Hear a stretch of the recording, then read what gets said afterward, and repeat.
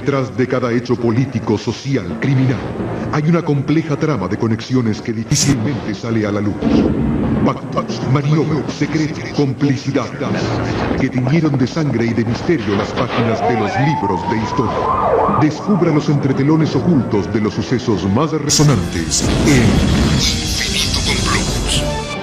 Infinito, señal del nuevo milenio.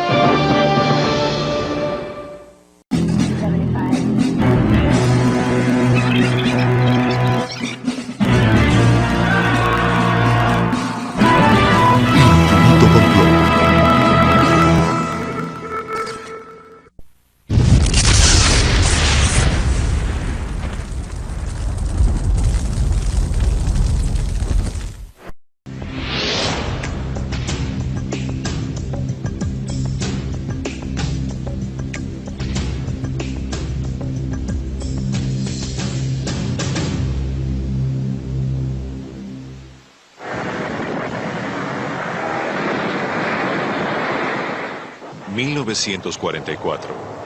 La guerra lleva casi 5 años y millones de muertos. Después del desembarco en Normandía, los aliados dan por descontada la victoria.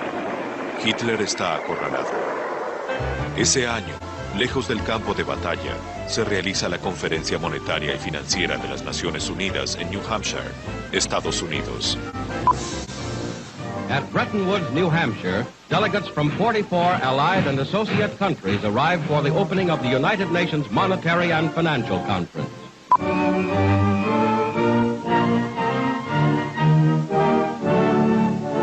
Delegates to this Monetary and Financial Conference pose on the hotel lawn.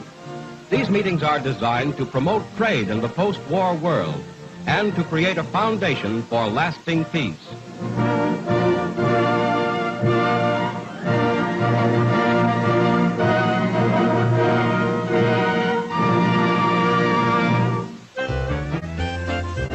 Gracias al aporte de los países miembros, se crearía un fondo común de crédito para otorgar préstamos a los países integrantes que lo solicitasen.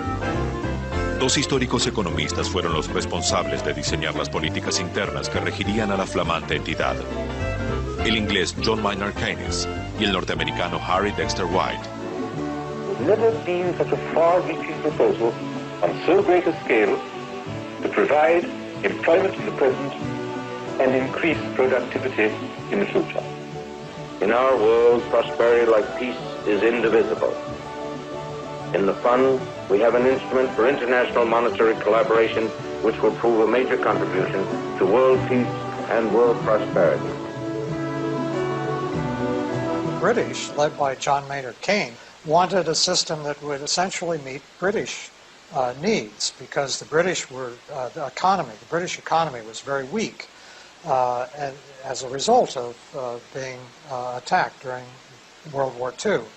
Harry White also had some very good ideas. He held his own in these debates against John Maynard Keynes. And because he wanted a more open multilateral system, rather than cooking up a bilateral deal between the United States and Great Britain, so he wanted a very multilateral system for open trading and open exchange of currencies. And he wanted the IMF to serve as a tool, as one among many tools for making the world economy more stable. Finalmente, luego de 3 semanas de debates, Estados Unidos hizo prevalecer su nuevo rol de líder mundial y la propuesta conducida por Harry White fue la que se impuso. And ended up with an IMF that was not really an international central bank, but more an international lender that became a kind of a club or a group of countries where each country would be able to borrow limited amounts on the assumption that the country pursued strong and open economic policies. El Fondo Monetario Internacional es un organismo multilateral de crédito donde el consenso de los socios es el que parece predominar a la hora de las decisiones. Sin embargo, no todos los países miembros poseen el mismo poder dentro de la institución. Estados Unidos es su mayor accionista. A pesar de los objetivos planteados en Bretton Woods, ni el Fondo Monetario Internacional ni el Banco Mundial tuvieron un rol destacado en la economía global de la época. Mientras tanto, aislada de los conflictos bélicos, América Latina, tras décadas de endeudamiento, había logrado reducir por primera vez el tamaño de sus deudas. Cuando terminó la guerra, la Argentina se encontró con que la deuda británica por las exportaciones de carne en la Argentina era tan importante que pudimos cancelar la deuda externa. Y por primera vez, después de la Segunda Guerra Mundial, la Argentina se encontró con que era un país que había dejado de estar endeudado. Por otra vía, tanto México como Brasil disminuyeron sus obligaciones económicas al ser premiados por su participación en el conflicto junto a Estados Unidos, logrando quitas de hasta el 90%. Durante esos años, el Fondo Monetario Internacional tenía muy poca injerencia en los asuntos internos de los países. América Latina podía pagar sus deudas sin problemas. And most of the lending that the fund did for its first 30 years of existence was to developed economies, like Great Britain or other G10 countries. It made loans to Belgium and France and many other industrial countries. It was not until the 1970s, when after the first oil crisis hit, that lending to developing countries became a dominant part of the lending that the IMF was doing. A comienzos de los años 70, los estados árabes aumentan el precio del petróleo en un 40% y sus ingresos se multiplican. El excedente es depositado en los grandes bancos de Europa y Estados Unidos. Se los conocía como los petrodólares. Los depósitos árabes obligaban a los bancos a pagar enormes cantidades de dinero en conceptos de intereses. Esta situación podía llevarlos a la quiebra. Para evitarlo, las instituciones debían colocar el excedente a modo de préstamos, lo que les permitiría producir nuevas ganancias para hacer frente a esos compromisos. Entonces, por eso, cuando los países árabes, por ejemplo, levantan el precio del barril del petróleo en 1973, surgen los petrodólares, esos petrodólares no podían ir a los países desarrollados, puesto que estaban en recesión, los banqueros dicen, bueno, tenemos que hacer negocio con esto, ¿a quién le damos? Bueno, vamos a darle a todo el mundo, incluso a las dictaduras latinoamericanas. Entonces, había dólares hasta para regalar. ¿Por qué? Porque había mucho dinero en el mercado internacional buscando a quién prestar, y había países de América Latina que querían que le prestaran plata. Algunos para el desarrollo como Brasil, algunos para especular como la Argentina. ¿Estaban dando los préstamos a los dictadores o a los regímenes parlamentarios por igual y sobre todo para ese fin? Y lo sabían. Es más, sabían que se estaban sobreendeudando. Hay inclusive un libro de Robert Devlin que muestra que cómo los bancos desesperadamente colocan el dinero en los países latinoamericanos, ofrecen el dinero, pagan comisiones a políticos, a militares, etcétera, para que tomen los préstamos, ¿no? Pero el fondo no era la preocupación de Latinoamérica en aquellos años. El grueso de sus deudas era con los grandes bancos internacionales. Cada país utilizó estos fondos con diferentes criterios. Hay tres casos típicos en América Latina en la década de los 70. Uno es el de Argentina, otro es el de Brasil, otro es el de México. El caso de Argentina, la deuda se usó para financiar la evasión de capitales, básicamente. En México se evadió una parte y con otra parte se edificó en muy poco tiempo una infraestructura petrolera fuerte. De modo que mitad y mitad. En Brasil, en cambio, la casi totalidad se invirtió en infraestructura industrial. Los países de Latinoamérica aumentaron rápidamente sus deudas y en muy poco tiempo una enorme crisis sacudiría la región. La llamada crisis de la deuda marcaría el ingreso del Fondo Monetario Internacional al continente. Si existe un plan para dominar América Latina, tal vez en esa crisis se encuentre el origen de la intervención económica del organismo en la región. El mecanismo es muy fácil. Eso se vio en los casos de endeudamiento externo.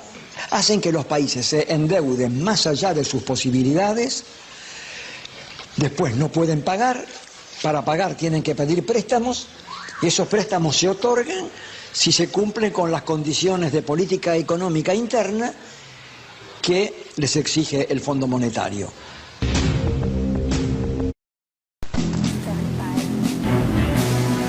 regresaremos con más Infinito Complot.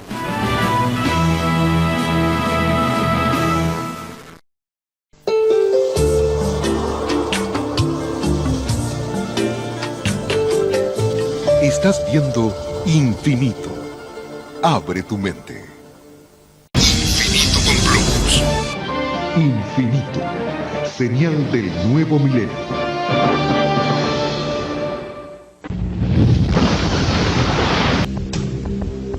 En 1944 se creó el Fondo Monetario Internacional. Sus objetivos eran fomentar el desarrollo de la economía mundial, generando un fondo común de crédito para otorgar préstamos a los países que lo solicitasen. Para 1970, los bancos internacionales poseen un excedente de dinero que ofrecen en forma de créditos muy accesibles a los países de Latinoamérica. Las naciones del continente, dominadas en su mayoría por dictaduras militares, inician una etapa de endeudamiento sin freno.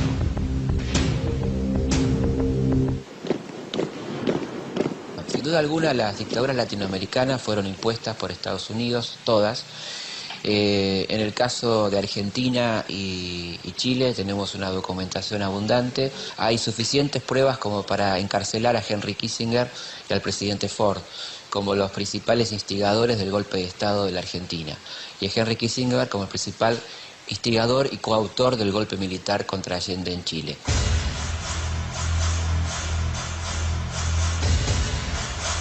El golpe argentino viene siendo parte del reguero de golpes de Estado que comienza en América Latina en 1964, cuando los Estados Unidos llevan adelante el golpe contra el presidente João Goulart, que gobernaba Brasil en esa época.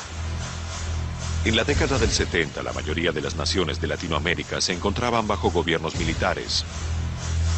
Regímenes autoritarios que a través de las armas impusieron el terror, secuestrando y matando a la población opositora. Fueron esas mismas autoridades quienes tomaron créditos desde el exterior y comenzaron una etapa de endeudamiento sin fin. Si existe un plan para dominar la región, aquí se puso en marcha. Toda la gran máquina del poder mundial, en la que el Fondo Monetario juega un papel tan importante, pero que no es solo una máquina financiera, aunque es sobre todo financiera, pero es también militar, política, cultural.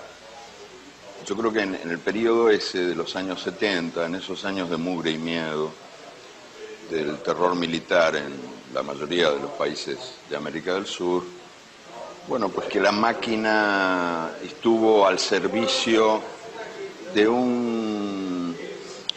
algo así como un plan, que yo no sé si habrá sido escrito por alguien, pero que en la práctica se fue dando de un modo tan coherente que uno se pregunta si esto no fue planificado, que consistía en abrir el camino por la vía del terror militar,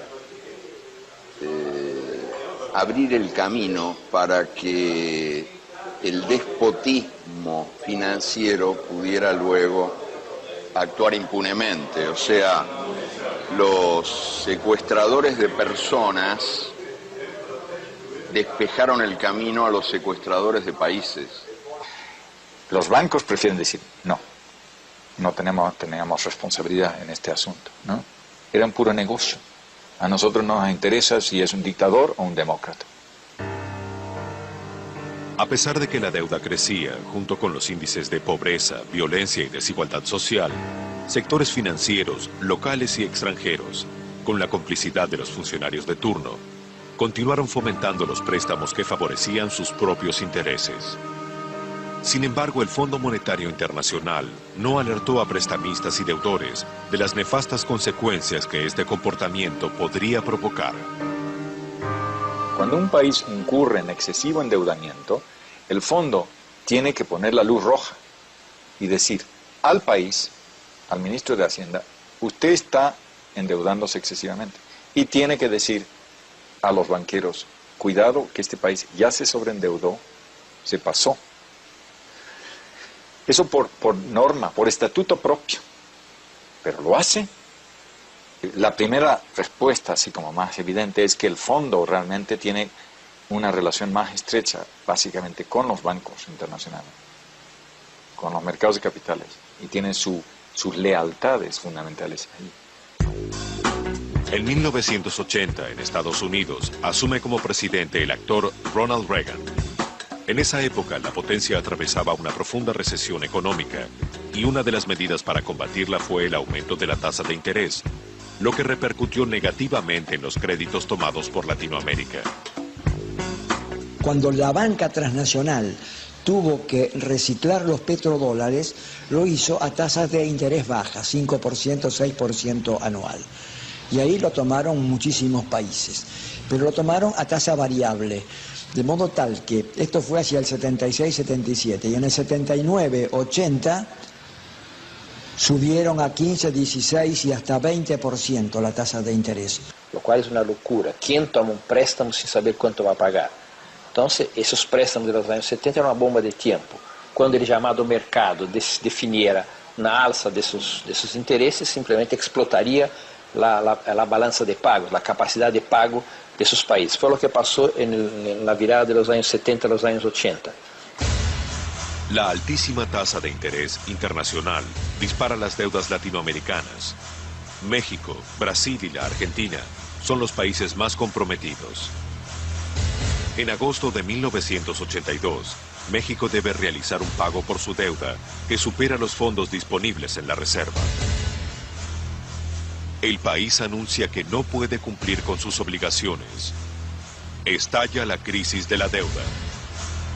Y en esa mañana verdaderamente dramática, yo nunca la voy a olvidar, el gobierno de México anunció que se nos habían acabado las fichas, que no teníamos recursos y que era necesario suspender el pago. Eso fue una bomba en la reunión del Fondo Monetario del Banco Mundial en Washington, ¿no? De septiembre, ¿no? Tenía 60.000 millones de dólares de deuda entonces y se temió que eso podía tener repercusiones porque otros países también estaban altamente endeudados. En aquel momento, era un viernes, el Banco de México tenía 400 millones de dólares de reservas totales. Para dar una idea de lo que esto significa, hoy en día el Banco de México tiene 45.000 millones de dólares. El lunes siguiente, el 24 de agosto, México tenía pagos que realizar por encima de las reservas que teníamos. De tal manera que no fue una decisión difícil, sino era lo único que se podía hacer. ¿Por qué les preocupó tanto? En primer lugar, porque eran bancos muy grandes que habían prestado grandes cantidades de su capital a estos países. Y por lo tanto, si estos países suspendían pagos, podían quebrar. El Citibank, el Chase, el Westminster Bank, el Deutsche, etc. Recuerdo muy bien en aquellos días de la reunión del Fondo Monetario y del Banco Mundial, platicar con colegas latinoamericanos, con el ministro de Hacienda de Economía de Argentina, con el ministro de Hacienda de Brasil, de Colombia, de Venezuela, y me daban una palmada en la espalda diciendo, pobre de ti que estás en este problema. Yo recuerdo mucho decirles, miren, les va a pasar a ustedes. El próximo lunes les van a suspender las líneas de crédito por parte de la banca internacional. Y así sucedió. Poco tiempo después, Brasil, Argentina y la mayoría de los países de la región suspenden los pagos de sus deudas. La solvencia de los bancos internacionales estaba en riesgo. Es en ese momento cuando el Fondo Monetario Internacional entra en acción. A pedido de los acreedores, el organismo negocia con América Latina y le otorga a los países nuevos plazos para pagar sus obligaciones a cambio de un régimen de ajuste presupuestario. El Fondo Monetario se convierte así en el agente de cobranzas de los bancos internacionales. Ustedes amenazan con suspender pagos. Nosotros les proponemos, uno, darles un adelanto para pagar el servicio de deuda durante unos meses. Mientras tanto, ustedes deben cumplir con una serie de lineamientos que les permita renovar los pagos. ¿Esos lineamientos cuáles son? Pues básicamente los que establece el Fondo Monetario Internacional. reducen gasto público, aumentan impuestos, comienzan la venta de las empresas estatales, ¿no? En muchos casos devalúan y con eso logran un aumento de las exportaciones. Disminuyen las importaciones, tienen un superávit comercial mayor con el que pueden pagarnos. Y así se aplicó en cada país. Ahí se vulnerabilizaron las economías y en ese momento el Fondo Monetario entró de manera mucho más pesada. Su función ya estaba definida previamente, pero valiéndose de la fragilidad de las economías, vinieron los mecanismos interminables que siguen vigentes de renegociación de las deudas. El Fondo Monetario comenzó a intervenir en la política interna de los países, no solamente para solucionar problemas de liquidez, sino para dictar políticas económicas. Ya marcó una injerencia en la política interna de los países que está muy lejos de lo que se proyectaba al principio en el estatuto del fondo. La crisis de la deuda marcó el comienzo de la intervención del Fondo Monetario Internacional en los asuntos internos de los países latinoamericanos. Desde entonces, la deuda se convirtió en la mayor preocupación de los gobiernos. Pero cuando apareció la crisis de la deuda, muy rápidamente, el gobierno norteamericano descubrió que la deuda era un excelente mecanismo para obligar a los países de América Latina a que hicieran lo que ellos creían que era correcto.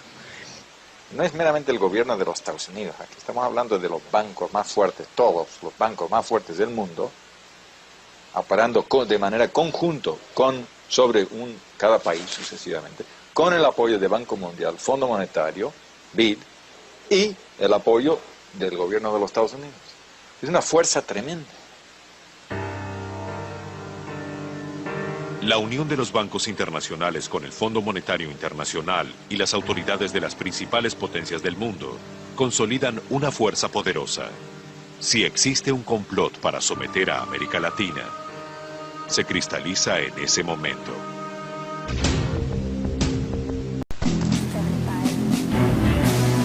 Regresaremos con más Infinito Complot.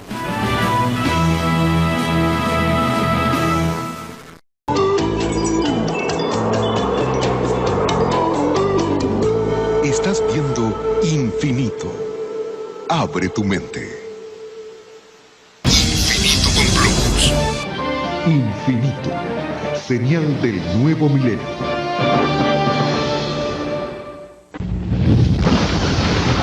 Latinoamérica contraen deudas exorbitantes con los grandes bancos internacionales. Los intereses multiplican desmesuradamente la suma y en 1982 las economías estallan. Se desencadena la crisis de la deuda y América Latina suspende sus pagos. Alejado de sus objetivos fundacionales, el Fondo Monetario se dedicaría a cobrar las deudas del continente a cualquier precio. Presionados por el Fondo Monetario Internacional, los gobiernos latinoamericanos comienzan a aplicar las políticas de ajuste indicadas por el organismo, con la expectativa de que eso les permitiría salir de la crisis. Parte importante del modelo era bajar el gasto público. Había que poner en orden las finanzas públicas y no hay más que dos maneras para hacer esto: aumentar el ingreso o bajar el gasto público. ¿Y qué gasto público es el que se baja? Pues el que se dedica a hacer una carretera, un centro de salud, una escuela o atender las necesidades de las clases más necesitadas. Hubo un decremento durante esos años en el nivel de vida de la gran mayoría de la población latinoamericana y hubo un deterioro social que yo creo que en buena medida estamos pagando hoy en día. América Latina vivía una época de cambios intensos. A las transformaciones económicas y sociales se les sumaba un cambio político. La mayoría de los países del hemisferio derrocaron a las dictaduras gobernantes, instaurando regímenes democráticos. Para el Fondo Monetario Internacional, variaban los interlocutores, pero no la política. Fue en ese entonces que las nuevas autoridades latinoamericanas ensayaron una resistencia frente a la presión del organismo. Y había un interés en ese momento especial del gobierno americano porque los tres países más importantes de la región o sea, Brasil, México y la Argentina, no estaban pagando su deuda.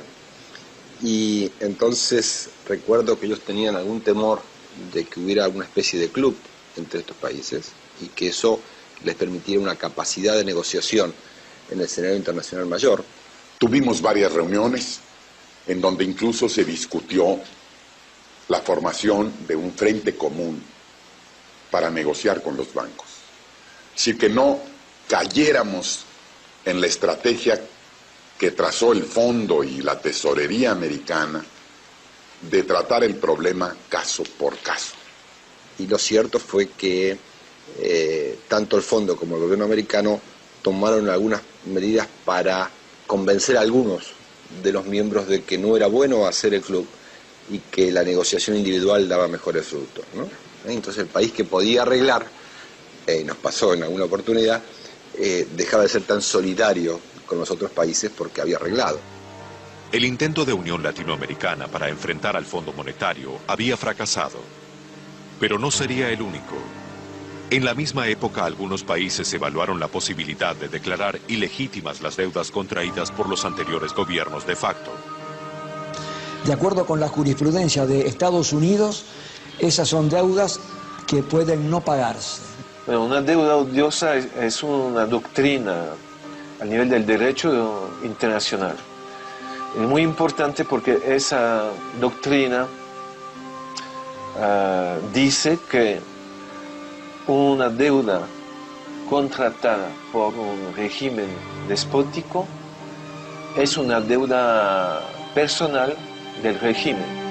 Sin embargo, las gestiones diplomáticas del Fondo Monetario Internacional y las presiones externas e internas acallaron los posibles reclamos.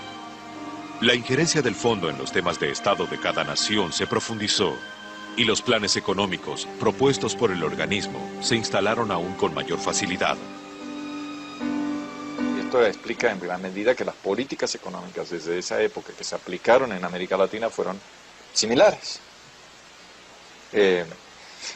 Y se dieron pues ajustes fiscales muy fuertes, disminución del empleo público, pero por otro lado conseguían más recursos con qué pagar a los banqueros.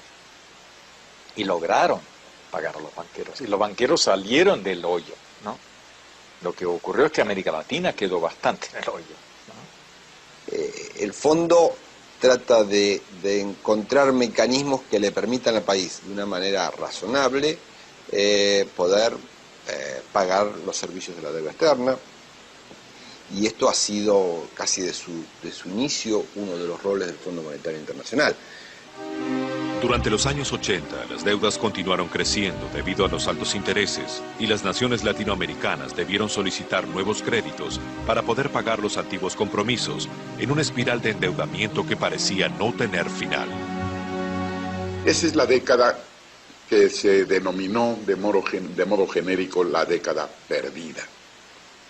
Y perdida porque toda América Latina, México, Argentina, Brasil, Colombia, Venezuela, Perú, etc., exportamos capital.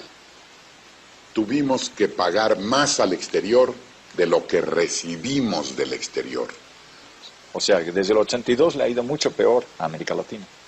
Pero hay que reconocer que en el tema específico de la deuda, desde el 82 en adelante, está claro que los beneficios han sido fundamentalmente para los mercados financieros internacionales.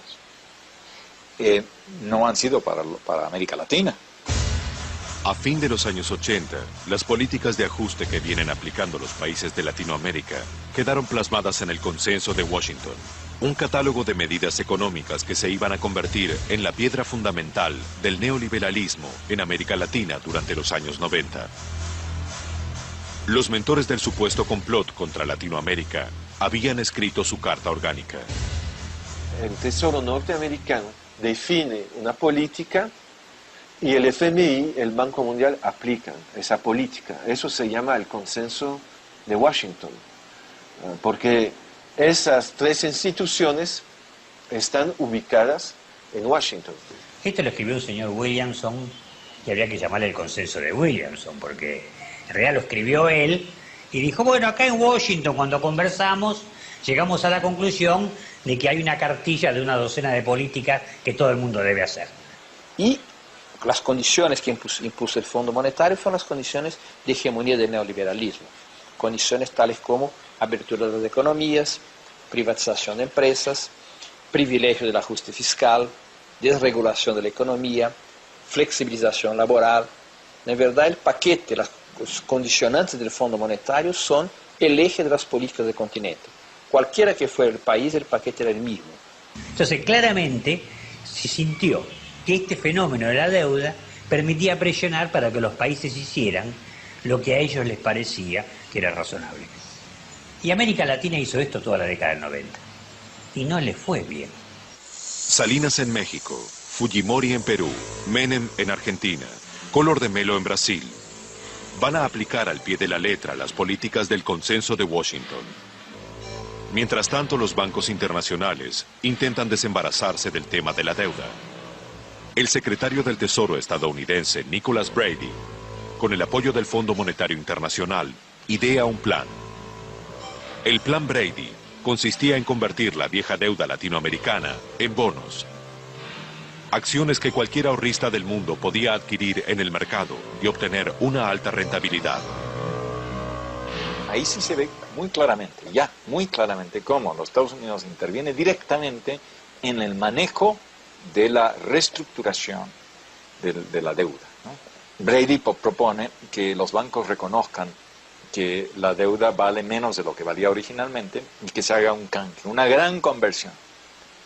Toda esa vieja deuda la convierten en Brady Bonds, bonos externos que tienen una cierta garantía del Tesoro de los Estados Unidos. El plan Brady era un arma de doble filo para América Latina. Por un lado le otorgaba una quita en la deuda del 30%.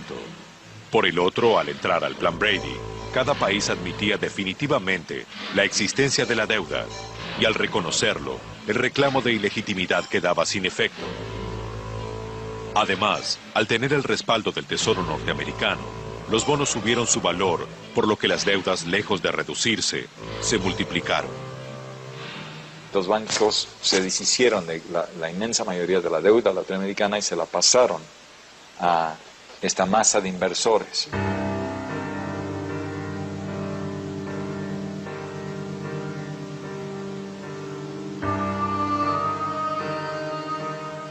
Durante la década del 80, los procesos hiperinflacionarios y las crisis económicas habían marcado a las naciones del hemisferio. En los 90, algunos países deciden atar su moneda al dólar estadounidense. La inflación se controla y los capitales extranjeros, alentados por la posibilidad de realizar nuevos negocios, inundan la región. Las economías se estabilizan. Por primera vez, América Latina parecía disfrutar de las políticas del Fondo Monetario Internacional. Políticas que producirían profundas transformaciones sociales y económicas. Muy pronto quedaría al descubierto la verdadera cara del supuesto plan para dominar la región.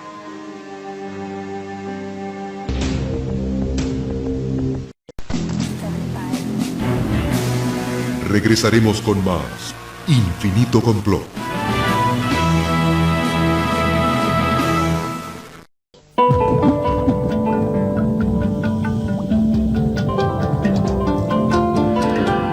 Estás viendo Infinito. Abre tu mente. Infinito Complot. Infinito. Señal del nuevo milenio.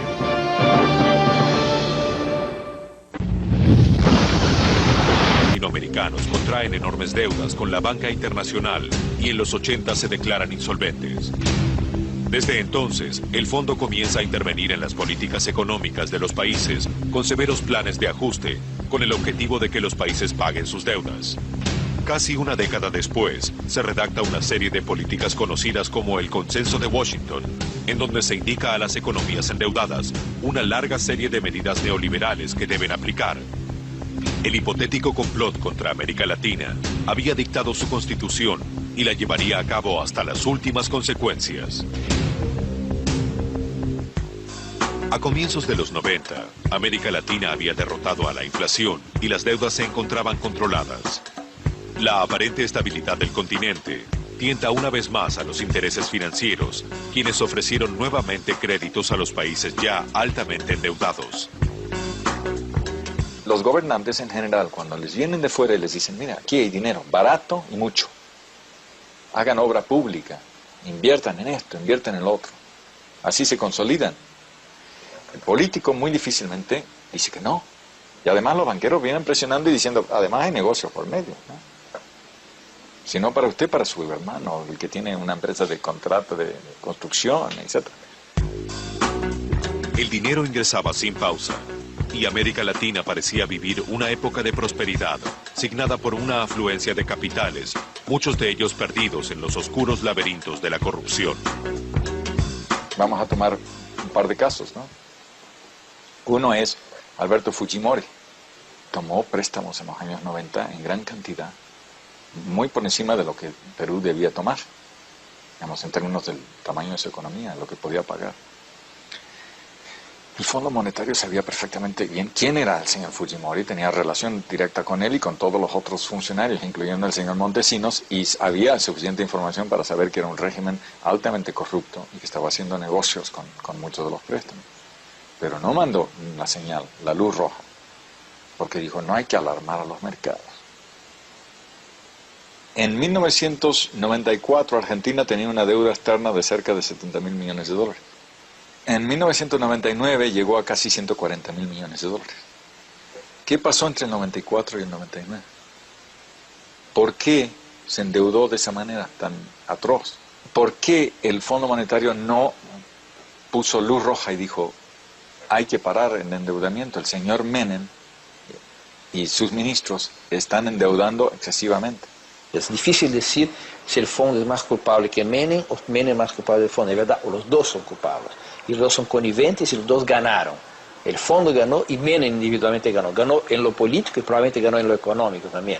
Entonces creo que hay una alianza, una connivencia entre las élites tradicionales latinoamericanas y el Fondo Monetario. Mientras tanto, el neoliberalismo dispuesto en el consenso de Washington se implementó agresivamente en todo el continente. Las empresas estatales se vendieron con el objetivo de reducir la deuda. Las economías se abrieron a los productos y servicios de las potencias mundiales, lo que provocó la destrucción de la industria local, con el consiguiente aumento del desempleo y la pobreza. En estos últimos 10, 15 años se da toda esta ola de privatizaciones masivas. En América Latina se vende todo, hasta las baldosas de las veredas, los leones de los zoológicos, todo, con el pretexto de que no hay más remedio porque es preciso pagar la deuda externa. Pero la deuda externa se triplica o más, a veces es más que eso. Entonces, terminan encontrándose los países con que se quedan sin país y la deuda es 3 veces mayor o más que 3 veces mayor.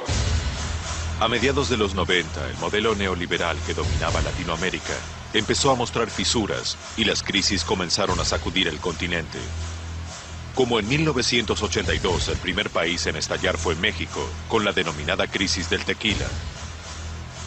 En diciembre de 1994, los mercados advirtieron que México podía tener inconvenientes con el pago de su deuda, y los capitales se fugaron desatando el caos. El país debió devaluar su moneda. Inmediatamente, estallidos similares se produjeron en Asia y en Rusia, para luego volver a golpear en el continente americano, esta vez en Brasil, con el llamado efecto caipiriña en el año 98. Durante esta seguidilla de crisis, el Fondo Monetario reaccionó, enviando rescates financieros que en algunos casos permitían paliar la situación, pero no resolver los problemas estructurales. En el año 2000, George W. Bush se convierte en el nuevo presidente de los Estados Unidos. Y con el nuevo gobierno cambió el Departamento del Tesoro y cambió la política económica americana, y el fondo se encontró muy presionado para cambiar sus políticas económicas y además muy criticado por lo que había hecho. Nuevas autoridades asumieron con la decisión de no otorgar más salvatajes financieros a los países endeudados. La frágil economía argentina sería la primera que se enfrentaría con esta nueva política. Entonces, El fondo trató de evitar las críticas que le venían haciendo y en octubre del año 2001, a raíz de una discusión sobre estrategia política en el fondo le dijo a la Argentina: no le prestamos más dinero. Argentina, uno de los países que más había respetado las políticas del Consenso de Washington y que había sido ejemplo de reforma para otras naciones, estalla en diciembre de 2001.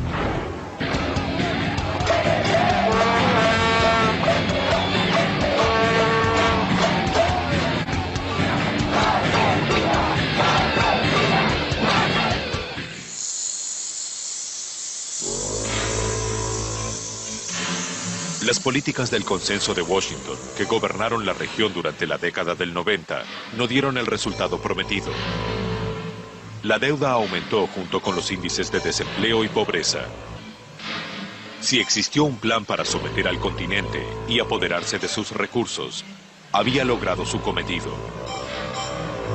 El FMI es, digamos, el autor intelectual de este crimen cometido contra los países de América Latina, y en eso quiero ser muy enfático y las palabras no se me escaparon al azar. El FMI proveyó los argumentos ideológicos, doctrinarios y pseudocientíficos necesarios para llevar a cabo este programa que ha generado una especie de exterminio de los pobres en toda América Latina, incluyendo un país de potencialidades tan enormes como la Argentina. Los dueños del mundo nos han descuartizado la soberanía, como en otros tiempos los patricios romanos descuartizaban a los plebeyos deudores, tenían el derecho de cortarlos en pedazos. Y esto es lo que hace hoy por hoy la dictadura financiera internacional. Puertas adentro, los representantes y funcionarios del Fondo Monetario poseen una visión muy diferente de su papel en la historia. Una visión que sostiene que aquel objetivo de progreso económico mundial que figura en su Carta Orgánica aún guía las decisiones del organismo. Nosotros somos una entidad que es, digamos, de cooperación internacional, no supranacional, eso es muy importante, multilateral, en la que se busca, en la que el fondo refleja el consenso o la visión de los países miembros, de todos los países miembros. El fondo es eso, es un fondo al cual contribuyeron cada uno de los 183, creo 184 hoy en día, países miembros. Lo que le damos a uno, necesitamos recuperarlo para poder dárselo a otro. Esto no es un fondo, esto no es dinero que se puede dar en donaciones para desarrollo. Para nosotros siempre ha sido importante, no voy a decir siempre, pero en los últimos 10 años, por cierto, enfatizar que hay que proteger en términos de salud, en términos de educación, a aquellos sectores más pobres. No se puede proteger a todos, porque si el país es más pobre, el país es más pobre. Ha habido casos en que el tipo de ajuste propuesto por un gobierno ha sido tan exagerado que hemos dicho no. Ahí no, si quieren hacerlo, háganlo, pero sin nosotros. Es muy interesante. El fondo no presta contra garantía. O sea, fundamentalmente es el país soberano que está pidiendo prestado. Le damos la plata y ellos dicen vamos a pagar. Pero eso es. O sea, es préstamo a sola firma. Las decisiones en el fondo se toman en proporción a la contribución que cada país hizo al fondo. No es de extrañar de que muchas de las decisiones que toma el fondo reflejen el sentir del socio mayoritario. Pero no necesariamente que Estados Unidos nos controla. Evidentemente tiene un gran poder de convocatoria, digamos.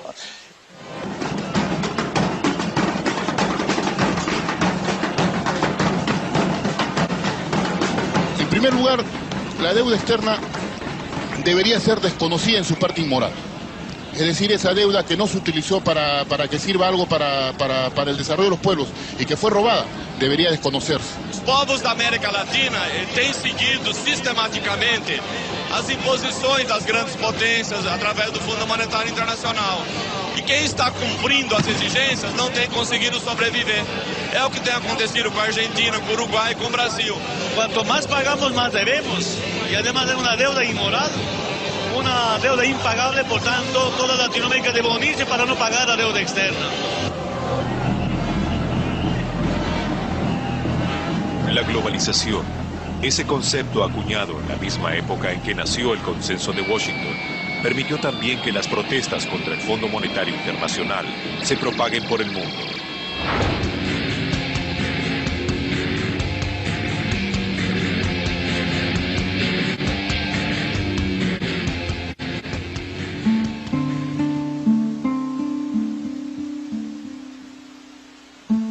Yo no creo que la realidad sea un destino, ¿verdad? La realidad es un desafío. O sea, uno no está condenado a repetir el tiempo presente. No es cierto que la realidad se repita. Se repita si nosotros dejamos que se repita, pero no estamos condenados a la rutina de la desgracia. El presente puede ser cambiado y el futuro puede ser imaginado, en lugar de ser aceptado como una especie de maldición que se nos cae encima.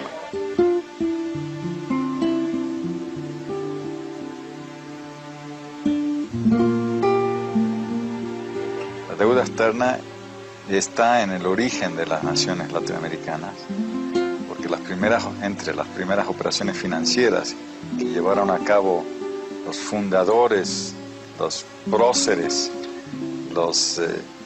las figuras libertadoras de la independencia latinoamericana, todos buscaron préstamos externos. El primero en buscar un préstamo externo de América Latina fue Bolívar. Él estaba luchando contra los españoles tanto en lo que sería la Gran Colombia como luego en Ecuador y Perú. Y necesitaba armas. Bolívar toma créditos para pagar ese armamento. Y después los acreedores que habían adelantado el dinero para mandar el armamento piden que le devuelvan el dinero o que le den títulos. Entonces se crean unos títulos. Los primeros títulos se emiten en 1822 en Londres, que es el primer empréstito latinoamericano, o inversiones directas. Después de ese primer préstamo de Bolívar vienen otros sucesivos. Ese mismo año, San Martín, que ya estaba en Perú, obtiene un primer préstamo externo para Perú, para su gobierno. Y O'Higgins en Chile, que era el jefe de gobierno en Chile, obtiene un primer préstamo para Chile de 1 millón de libras esterlinas. Entonces ahí nace la deuda, en ese momento, la deuda externa.